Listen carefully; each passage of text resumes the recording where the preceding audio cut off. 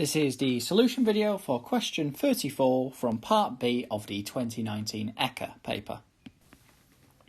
In this question we're asked to consider the following statements.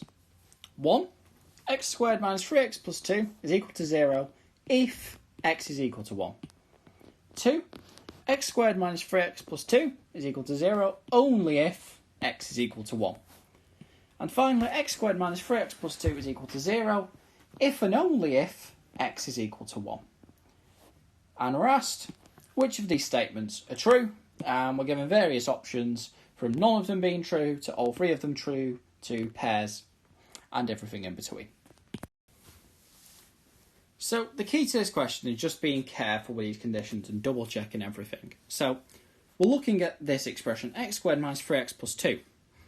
This is a bit of a nasty way to have it. It doesn't really tell us much about when it's 0, but we see we can factorise it to x minus 2 times x minus 1.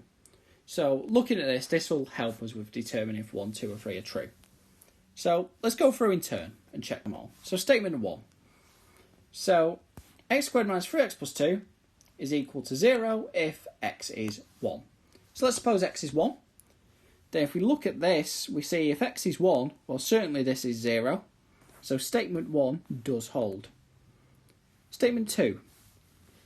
X squared minus 3x plus 2 is equal to 0 only if x is 1.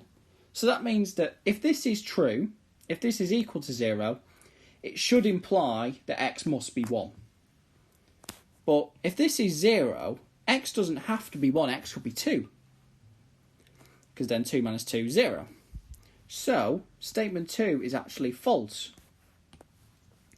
And finally, statement 3.